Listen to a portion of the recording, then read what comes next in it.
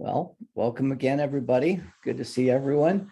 Um, I wanted to let you know I've got about 3 of these recordings that I've not given to Damon to upload just yet. So Denny was asking about that last week, and I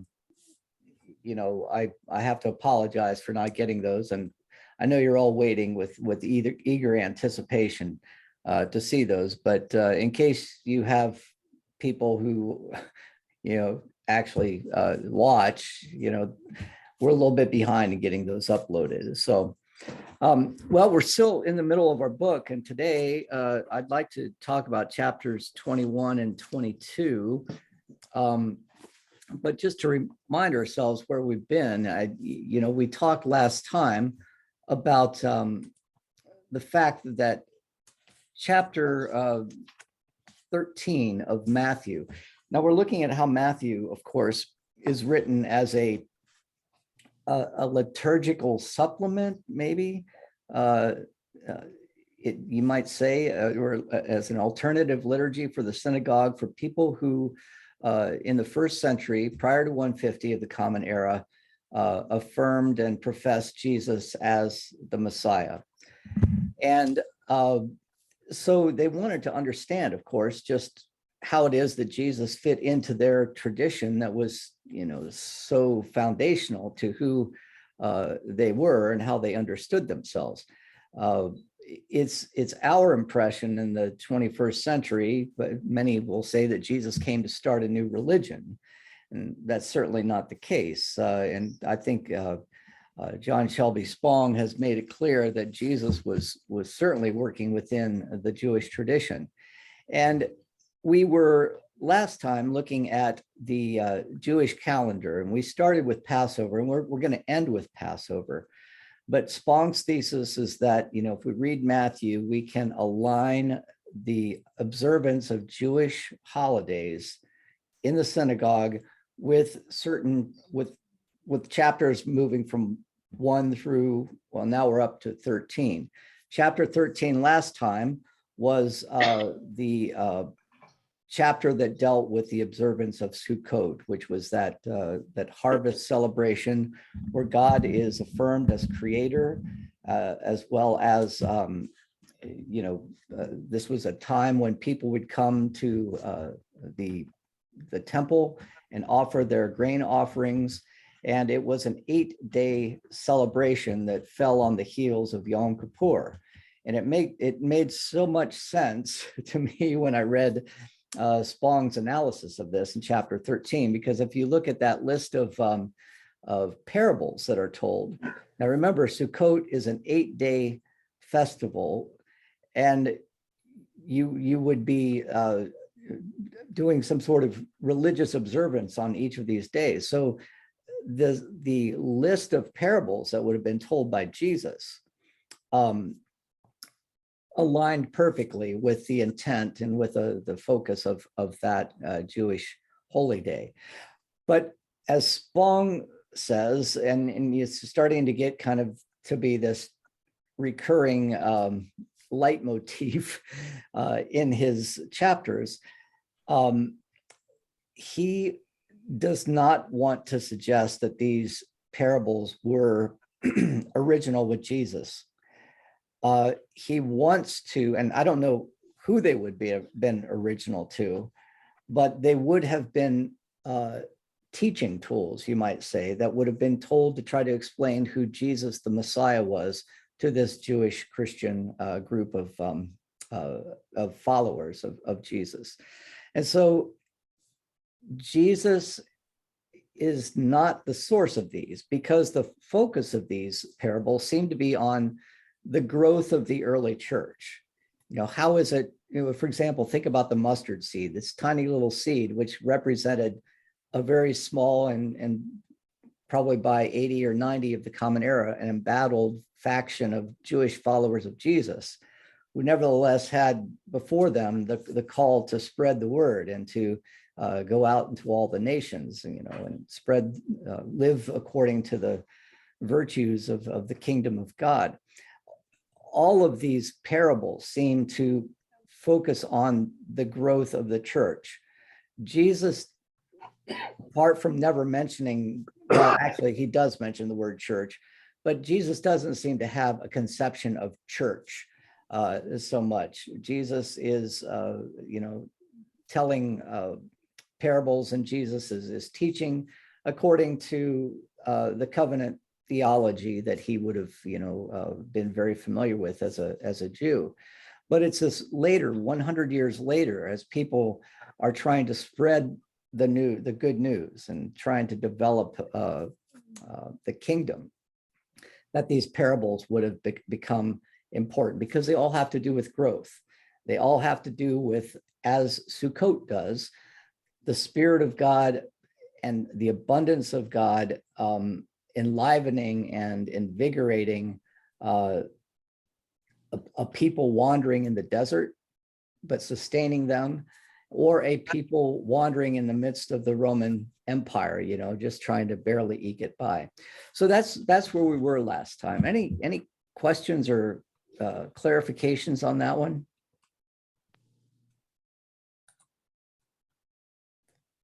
Okay, well, I'd like to keep coming back to this Jewish calendar, because we're over here at Sukkot. We started at Passover. Actually, we started a few weeks after Passover, and we passed through all of those Jewish holy days.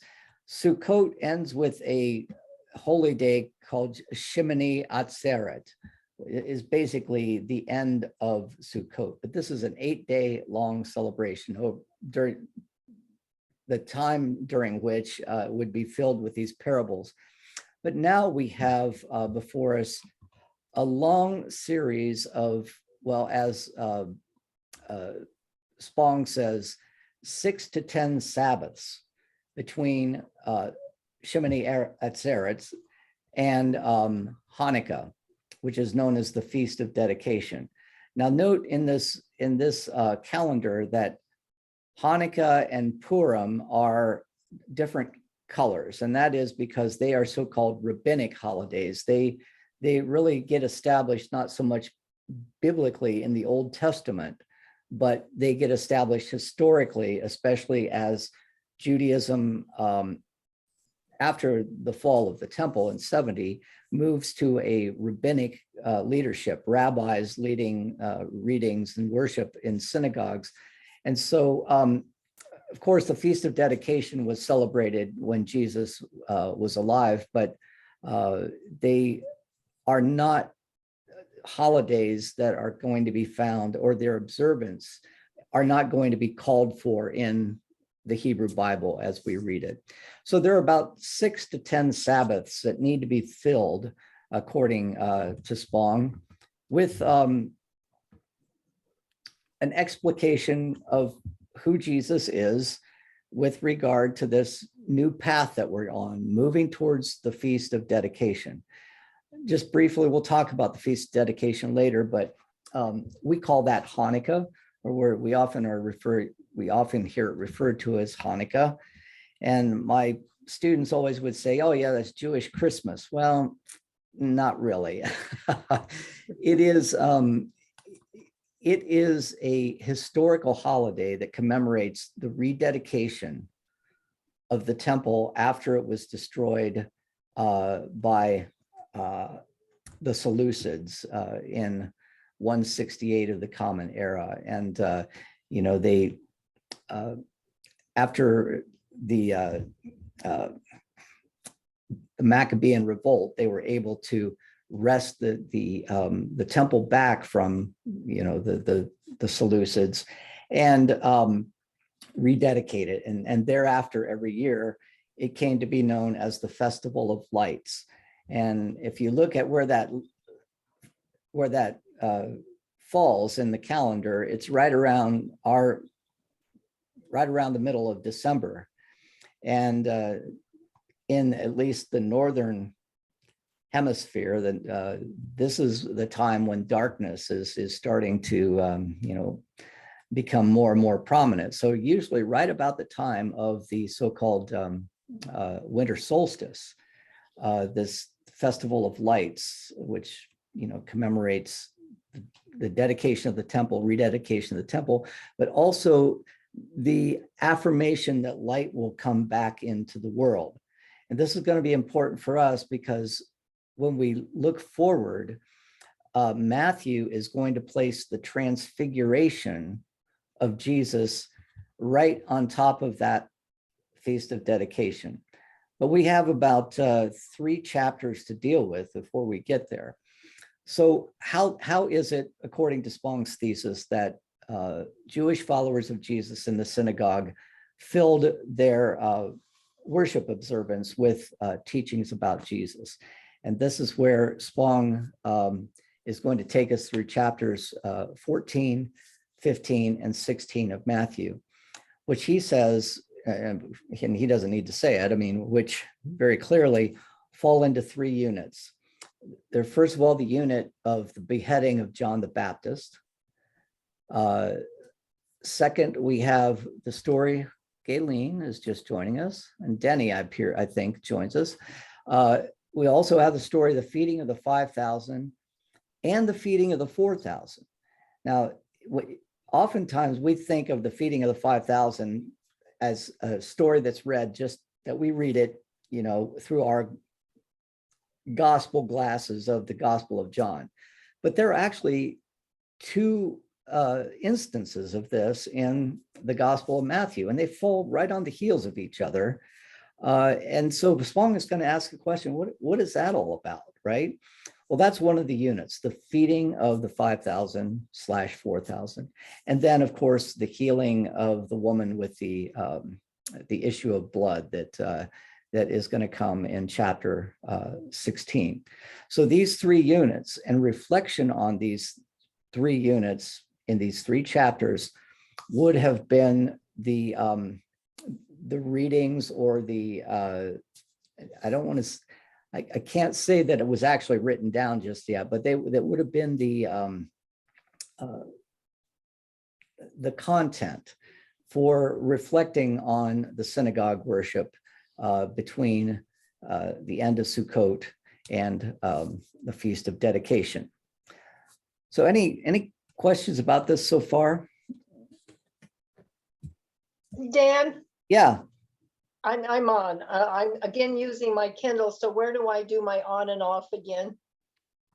You're on and off, you mean for your Yeah, for speaking. Oh, no, you're on right now. Do you want to speak? Okay, well, I'll just stay that way. So Yeah. Dan, am I right here that John the Baptist actually lived? Oh yeah, that's what we're going to talk about today. That's historic. Yeah. But what is the purpose of the beheading? Well, that is what Spong is going to talk about, and really to understand it, we have to know our Old Testament prophets and know them well. The way that, of course, you know, Jewish followers of Jesus in the synagogue would have known the stories of the Old Testament, but you know, when it comes to the prophets, they are really the obscure writers of the Old Testament. We tend to move from Genesis and Exodus and then leap over to Matthew.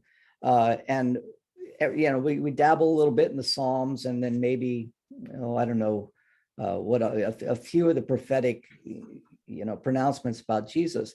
But the Hebrew prophets, the 12 minor prophets and the 3 major prophets, are relatively unknown in the Christian church. And preceding them, there was a prophet by the name of Elijah, and also one by the name of Elisha. And they perform an incredibly important role in the history of the Israelites. And it's almost impossible to know and understand Jesus without knowing who these guys were and what they stood for. But we'll get to your question, Joyce, on the beheading. Because Spong develops this quite nicely. I'm not so sure I completely buy into his argument because there's an inconsistency, and I'll point that out. But it's compelling. I mean, it really is. I think I've mentioned already that I'm just, every time I read a new chapter, my eyes are opened in a new way with this book. Any other questions? Welcome to Denny and Gayleen. Thanks for joining us. Thanks, Dan. Yeah, I wanted to apologize, Denny. I have not uploaded those. You were asking about the atonement session. Today, I'm going to bring 3 recordings to Sarah in the church, and hopefully Damon will get those uploaded soon. I'll try to let you know as soon as that happens. Thanks. Okay, the beheading of John the Baptist. Interesting story. In fact, maybe I'll just read it if I can. It's always kind of fun to read the Bible since that's kind of what we're talking about here, right? At that time, Herod the ruler. Now, this Herod is Herod Antipas. Okay, this is not Herod the Great. This is one of Herod's the great sons, of which there were many, and Herod's kingdom was divided up into what are called tetrarchies, these 4 sections, each overseen by one of his sons. Herod Antipas, the 2 Herods are pretty much at the bookends, are the like the bookends of Jesus' life. Herod the Great lived when Jesus was born. Herod Antipas, the son, lived when Jesus died. So we're talking about Herod Antipas now. At that time, Herod the ruler heard reports about Jesus, and he said to his servants, "This is John the Baptist. He has been raised from the dead, and for this reason, these powers are at work in him." For Herod had arrested John, bound him, and put him in prison on account of Herodias, his brother Philip's wife, because John had been telling him, "It is not lawful for you to have her." Though Herod wanted to put him to death, he feared the crowd because they regarded him, John the Baptist, as a prophet. But when Herod's birthday came, the daughter of Herodias danced before the company, and she pleased Herod, so much so that he promised on an oath to grant her whatever she might ask. Prompted by her mother, Herodias, she said, "Give me the head of John the Baptist here on a platter." The king was grieved, yet out of regard for his oath and out of regard for his guests, he commanded it to be given. He sent and had John beheaded in the prison. The head was brought on a platter and given to the girl who brought it to her mother. His disciples came and took the body and buried it. Then they went and told Jesus. So this is a story that is found in Matthew 14. It has a foothold in history, but it does not appear to be historical as told. The foothold that it has in history is, yes, Herod Antipas married his brother's wife, Herodias. He was already married to a woman who was the daughter of the king of Petra. He dismissed her, sent her off to a castle, which was basically a prison, which incidentally was the very same prison castle that John the Baptist was sent to. But that's pretty much, and he does have John arrested and he does have John executed. But the story about the young woman Salome dancing before Herod, certainly, as Spong points out, has a lot of mythic elements. The most obvious is this, the swearing of an oath. And I'll give you whatever you want, even to half of my kingdom, which is found in other texts as well. But that's a kind of a setup, right? You can almost see a Disney story being developed out of that. So it's historical, but it's not written history. It has a foothold in history. And I want to show you how we know that in a second. The thing that we need to point out, however, is that there has been a lot of veneer that has been placed over this story since the time it was written. Somewhere along the line, the daughter of Herodias comes to be named Salome. We don't see that she's named Salome in this text. And here's another reason why this story is it seems to be mythic, is that it has captured the imagination of artists and especially musicians. I think it's Richard Strauss who has an opera called Salome, right? One of these stories where somebody's bound by their oath and, you know, ends up kind of as a tragic hero as a result of, you know, his own missteps.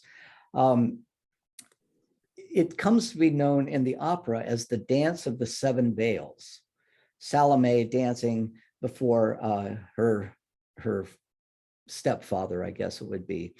Not only that, if you look at some of the art, and I could have put some pretty exotic art up here for you.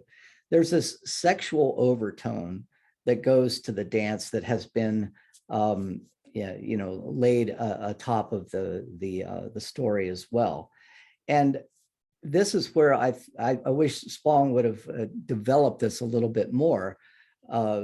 But he's going to make a connection with Jezebel, and Jezebel, there was also kind of a lasciviousness about Jezebel that seems to come out in the more secular version of the story. But all of this to be told that, you know, the secular version is that Herod Antipas is, you know, in this incestuous way, almost caught up in lust for his daughter. And as a result of this, he makes the mistake of giving her what she wants, which ends up being the head of John the Baptist. Now, interestingly, how do we know about this story? Well, we know it from the Bible, but we also know that historically, this appears to have happened. And because there is an author by the name of Josephus, who was writing as really kind of as he was an advisor of the Emperor Vespasian. Josephus was really a traitor to the Jewish people. He was a Jewish zealot until he got captured and didn't follow through on a suicide pact that he had made with all of his army buddies. And then he goes over to the other side and says, hey, I can be really, really valuable to you. I'm a Jew and I can tell you what these guys were all about.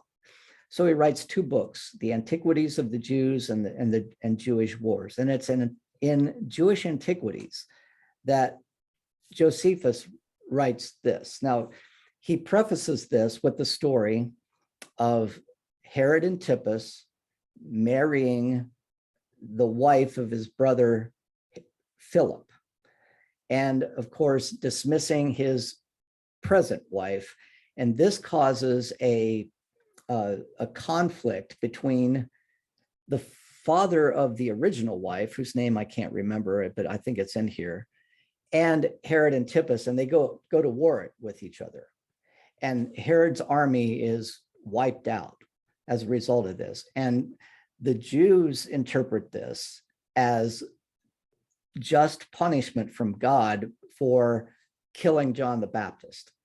I hope you've got all that straight, because it takes me a while, and I read Josephus and he writes in this very convoluted way.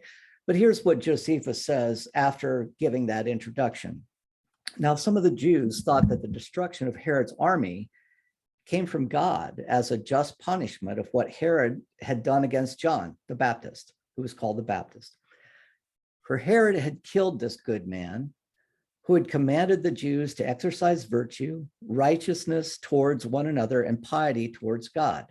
For only thus, in John's opinion, would the baptism he administered be acceptable to God, namely, if they used it to obtain not pardon from some sins, but rather the cleansing of their bodies, inasmuch as it was taken for granted that their souls had already been purified by justice. Pretty insightful theological analysis there, by the way.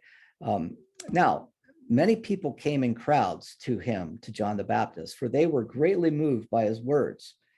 Herod, who feared that the great influence John had over the masses might put them into his power and enable him to raise a rebellion, for they seemed ready to do anything he should advise.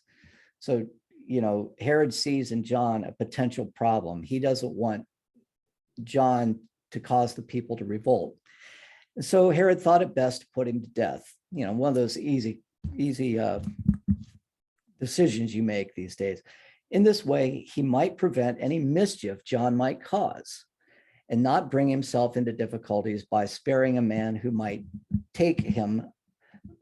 make him repent of it when it would be too late. Accordingly, John was sent as a prisoner, out of Herod's suspicious temper to Machaerus. Machaerus is the original, is the place where the wife also went as well, not Herodias, but his previous wife. The castle I had already mentioned, and was put to death. That's all we know. He was just put to death. Nothing about a beheading, anything like that. Now the Jews, and this is important because we know he was put to death, but Matthew wants to say, oh, he was beheaded, and this is how that beheading happened. And he develops a context around this that Jewish followers of Jesus would have said, I see what's going on here. So accordingly, John was sent to the prison. Now, the Jews thought that the destruction of Herod's army was sent as a punishment upon Herod and a mark of God's displeasure with him.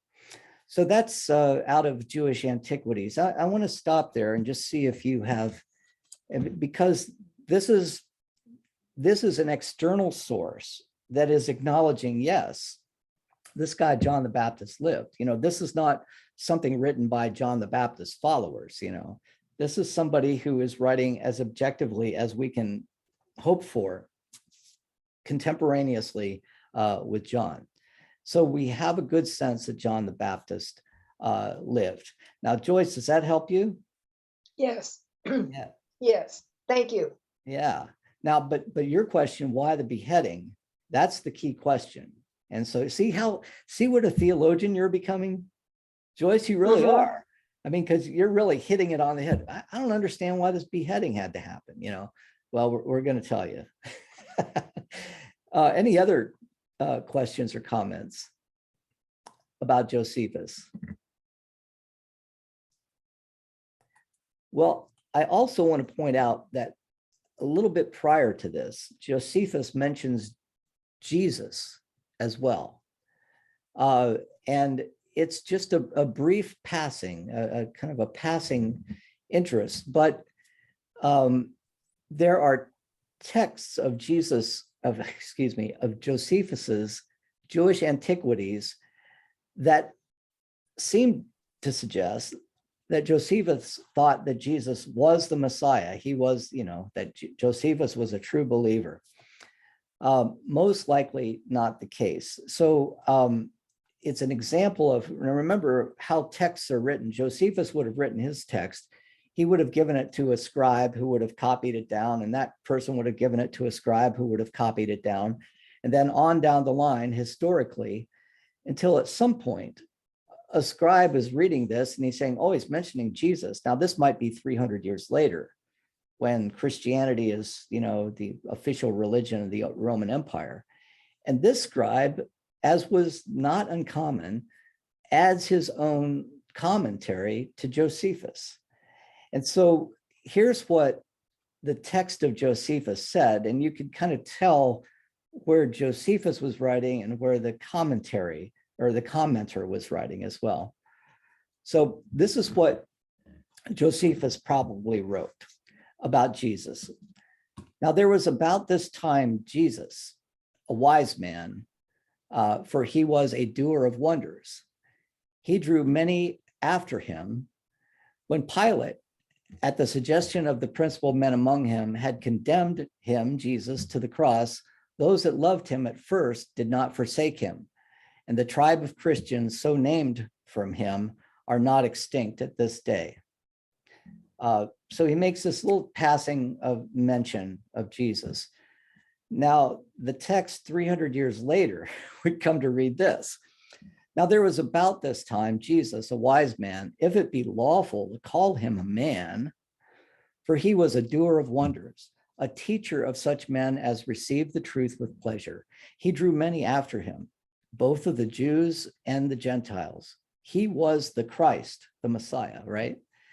When Pilate, at the suggestion of the principal men among us, had condemned him to the cross, those that loved him at the first did not forsake him, for he appeared to them alive again the third day, as the divine prophets had foretold these, and then thousands of others wonderful things about him.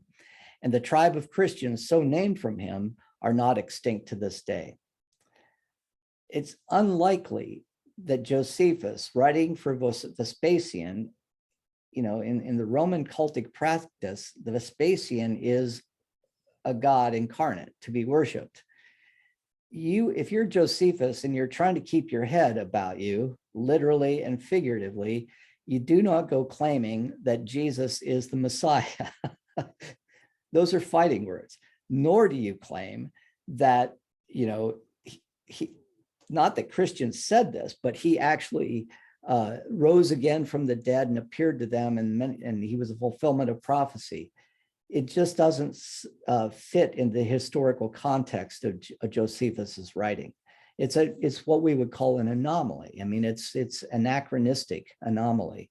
So many people, however, will say, well, the historical Jesus, he really existed, and he really was this person, because we have a historian by the name of Josephus, excuse me. We have a historian by the name of Josephus who acknowledges this. Yes, Josephus acknowledges that a man named Jesus existed, that he had followers, and that he drew many to him. And there are some that are still living that follow him. But Josephus did not most likely say that he rose again from the dead and that he was the Christ and he was the Messiah of Jews and Gentiles. This is how later scribes writing in a Christian context would sometimes comment on or annotate or amend to their own liking the writing of people who are writing contemporaneously. So what are your thoughts about that? Any thinking along those lines? Dan,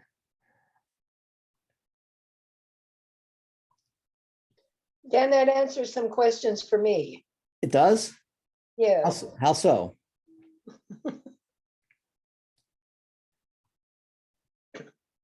How so, Joyce? Well, just the fact that, I've wondered this has raised more questions for me than what they've answered. What's been answered in terms of this whole book. Yeah. And then you begin to question your own knowledge, about what you think about things. And so then you go back and think, well, just like, did John the Baptist really exist? And how do we know that? It's hard for me in this place in Benson, or that I grew up in Nebraska. Yeah. And take things so for granted. And then Right. you start reading these kinds of things and you think, no, maybe I shouldn't be taking them for granted. But how do we know this? Right. So this helps. Yeah. Well, welcome to progressive theology. Now, the one thing I don't want to have happen here is that whether in this book discussion or elsewhere, that people end up losing their faith because it's so firmly founded on historical fact and the fact that the Bible is history, right? I think it's clear that Spong is trying to say it's not history at all. It's somebody taking the life of a person believed to be the Messiah and trying to place it in the context in a way that's comprehensible to Jews, to place it in the context of Judaism, so that he is perceived as the culmination of God's will in creation.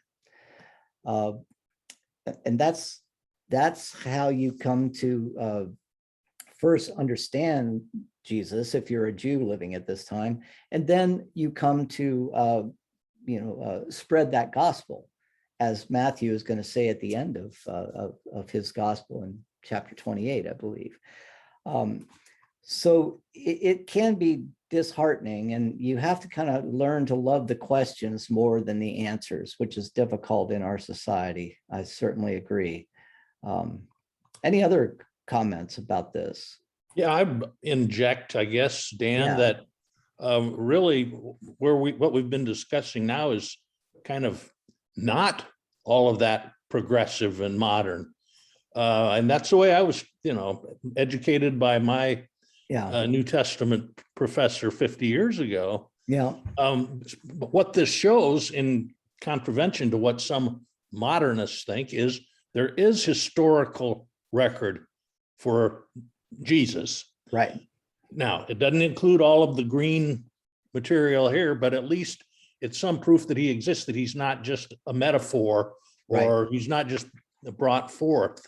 Yeah, And that there are very few things that we know about him, although apparently his tradition as a miracle worker was there. But Mhm. as my professor pointed out, miracle workers back then, you don't have to think in terms of Jewish versus non-Jewish tradition. You have to think in terms of what was going on 2,000 years ago. yeah. And to quote him, miracle workers were a dime a dozen.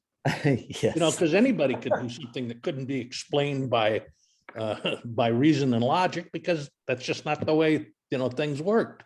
Right. Right. But so that reputation doesn't say a whole lot, and in fact, the same thing probably was said about John the Baptist.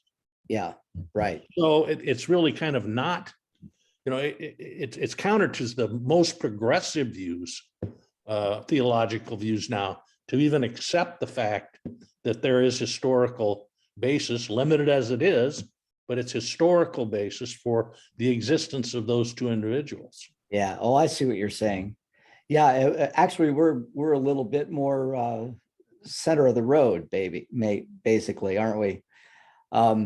I guess I was using progressive in comparison with what many people experience in the evangelical church. This is a little bit more, open to asking good questions, as good Presbyterians always should. But I wanted to point this out because now we know what the historical kernel of Jesus in history looks like, and John the Baptist in history looks like. That being the case, we come back to the story of the beheading of John. We know John was executed. We don't, by Josephus's account, we don't know that there was a daughter named Salome who danced and demanded the head of John the Baptist. Why is it that Matthew writes that story? Well, one option is maybe Matthew had some insight that nobody else had insight into. Yeah, that's a possibility. The other one that Spong is going to talk about is going to say, remember, these are Jews trying to understand who Jesus is.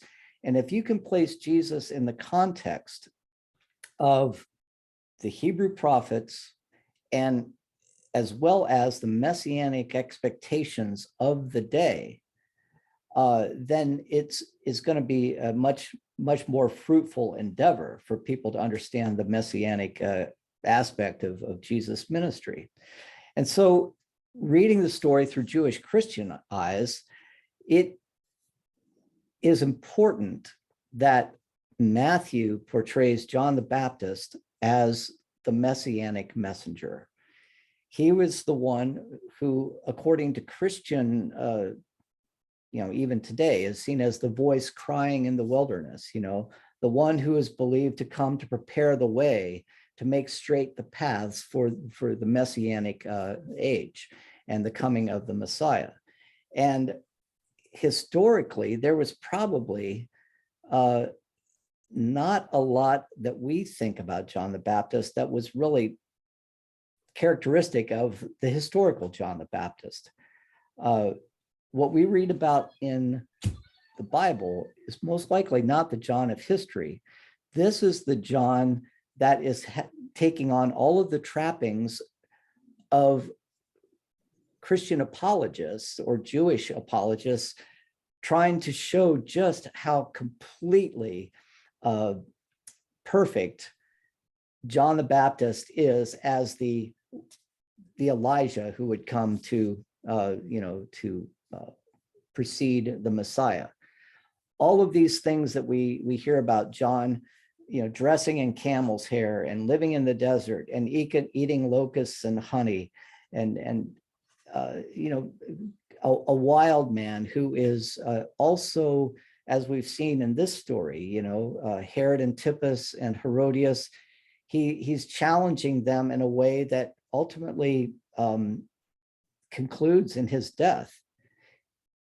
Very much like, that's practically the picture of the prophet Elijah. The prophet Elijah probably lived around the 9th century or so.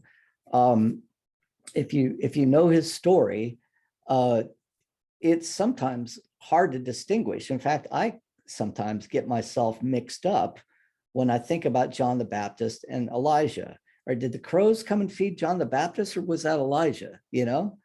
See how perfectly these two have almost become one. But if you know about John the Baptist, he has all of those characteristics that the great prophet Elijah had. But before I talk about that, I do also want to note that in the early Christian church, there was most likely a rivalry between followers of John the Baptist. Even after he died, there were still people who were probably proclaiming him as the Messiah, and followers of Jesus. And the difficult thing, if you're going to be a follower of Jesus, is try to figure out, hey, John the Baptist, he baptized Jesus, right? So that means that he must be the greater of the two.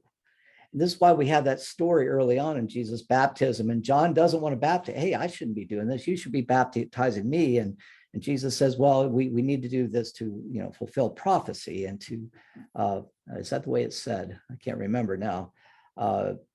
But Jesus acknowledges that there is a switching of roles. But in the Gospels, John goes to great lengths. John the Baptist goes to great lengths to demonstrate, boy, this guy, Jesus, I'm not even worthy to untie his sandals, Was that the historical John? Most likely not.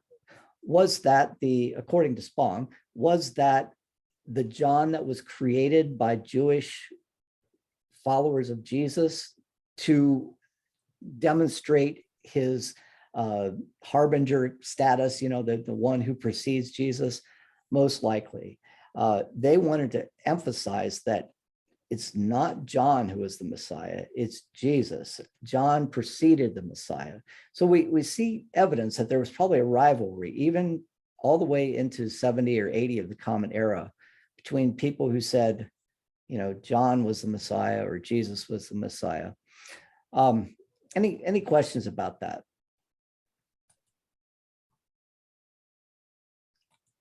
Okay, then let's remind ourselves of the story, if we can, of Elijah and Jezebel. This would have been shortly after, you might remember, David was king over the 12 tribes of Israel around 1000. His son Solomon followed him around 960. Then in 922, the kingdom split into two different entities. Israel was in the north and Judah was in the south. 10 tribes in the north and 2 tribes in the south. If you read First Kings, a lot of the early stories about the prophet Elijah have to do with the northern kingdom. And there was a king there by the name of Ahab. Call me, Ahab, like Herman Melville's Moby Dick. King by the name of Ahab, who branched out a little bit and married is Jezebel a Canaanite woman? I can't remember. No, she wasn't. Married a woman outside. Boy, now I can't. Boy, I hate it when I do this. I don't think she was Canaanite. She was anybody remember? Jezebel was well, anyway, she was not an Israelite. And that was a bad deal because Jezebel, you might note that nobody calls their kids, their daughters Jezebel ever. It's just not a name that's popular. Why? Because is like the prototype of every Walt Disney evil witch, right? Snow White versus, the evil witch. Jezebel was seen as the person who almost destroyed the northern kingdom, because not only did she come to live, in Samaria, in the northern kingdom there, but she brought with her her own cultic apparatus, which included 400 or more prophets that worshiped Baal. So there in, the land flowing with milk and honey that is supposed to be dedicated to the sole worship of God, now we have these high places being erected where Jezebel and her prophets could go and, and worship the fertility god Baal, or most likely Asherah as well. This in violation of the very first commandment, you shall have no other gods before me, as well as you shall make no graven images, all of those things that were so important. So Jezebel, when some of the Israelite prophets started to, express their concern, and if not their opposition to this, had them all killed. She had them all killed to the point where Elijah was the only prophet that was left. So by the time you pick up with First Kings, actually First Kings chapter 18 kind of starts abruptly. There's a pre-story that hasn't been told that much, but Elijah's out in the desert, right? Now you're seeing the trappings of John the Baptist here.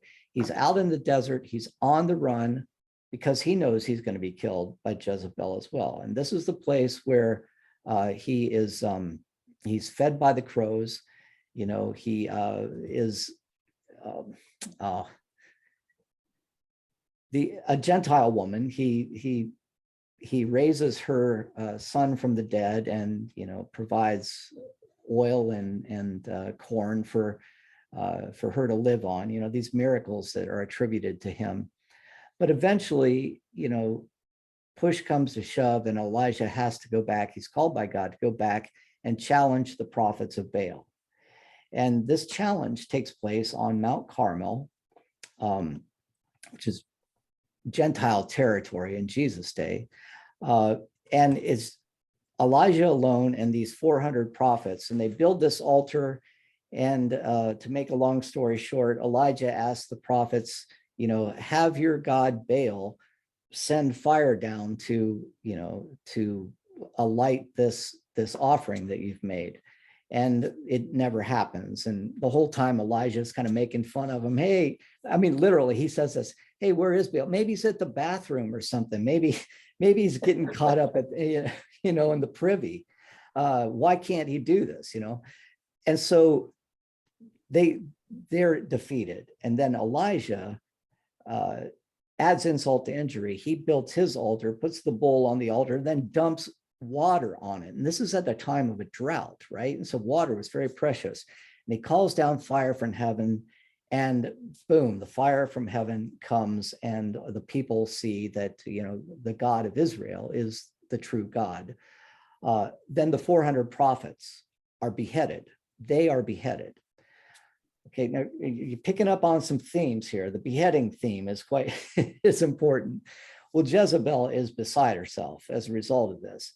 And as a result, she makes an oath that she is going to capture Elijah, and she will cut off his head. And so it's really a showdown, like this metaphorical, symbolic showdown between Jezebel on the one hand and Baal, and God on the other hand, who's represented by Elijah. Now, ultimately, Elijah is never beheaded. And this is the thing that is kind of confusing to me. Elijah's never beheaded. You might remember, he's taken up into heaven in a chariot of fire, and then he passes his mantle on to another prophet by the name of Elisha, whose miracles, interestingly, look very much like some of the miracles that Jesus does in the New Testament. But here's what Spong says about the whole story of, the beheading of John the Baptist. There's that image. Bring me the head of John the Baptist. The story of John the Baptist's heading, and I'm reading here, at the request of Herodias, King Herod's wife, and Jezebel's successor as a foreign queen in the land of the Jews. So Herodias in the gospel story is playing the role of Jezebel in the first King's story, right? Story of John the Baptist's heading at the request of Herodias, thus carried out Jezebel's oath. I misspelled that.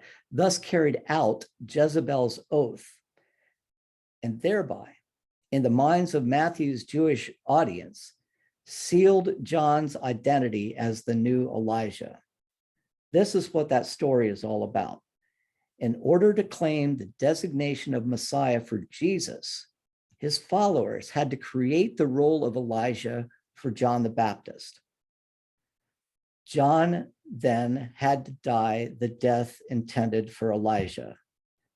The new Elijah, quote unquote, was beheaded at the initiative of the new Jezebel, Queen Herodias.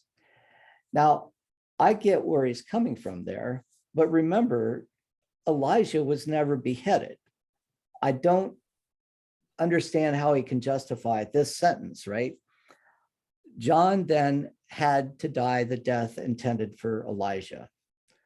Why did John have to die the death intended for Elijah? I don't understand why that's the case, but everything else seems to fit really nicely, very harmonious. You have Elijah, the prophets of Baal, and you have Jezebel, who's a problem woman in the first place.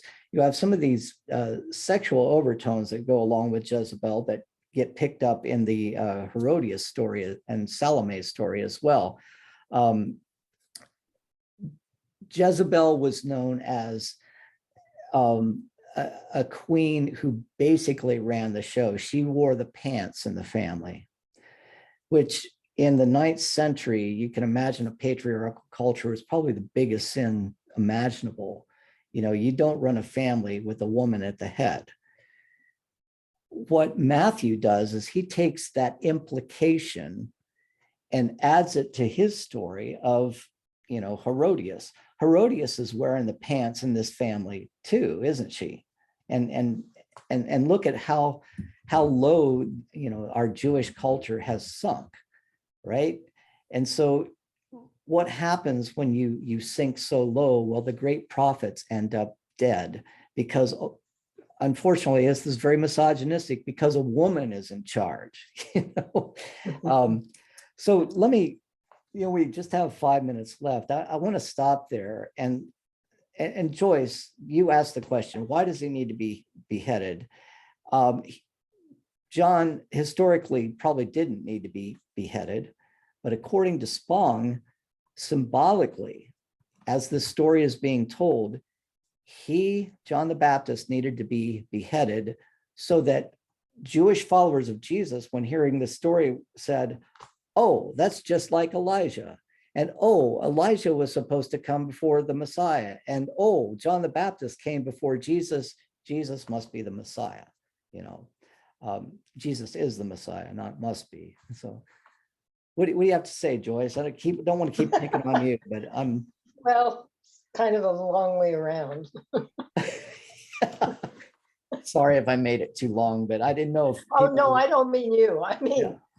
mean the idea. No, Yeah. you explained it very well, Dan. Well, I want to explain. I don't know if you're familiar with the Elijah story. Many people have probably heard it and then just forgot some of the details of it. So, Yeah. any other comments about this? Okay, well, Denny's no longer with us. I wonder if Denny's popped out somehow. Well, I really had high hopes of getting through chapter 1 and chapter 21 and 22 today, but you can only do so much, I guess. When we come back next time, we will look at chapter 22. Remember, we're in this little section, chapters 14, 15, and 16, that occupy the space between Sukkot and the Feast of Dedication, the Jewish feast of the dedication of the temple. And they're teaching about who Jesus as Messiah is through these exemplary stories. We're going to look at how Jesus feeds not just the 5,000, but there's another story, Jesus feeding the 4,000, which is really quite curious because the 4,000 feeding does not appear in some of the other gospels as it does here in Matthew. And then that's where we'll pick up. So if you really want to read ahead, chapters 22 and 23 would be the best place to start. So any final comments before we move on?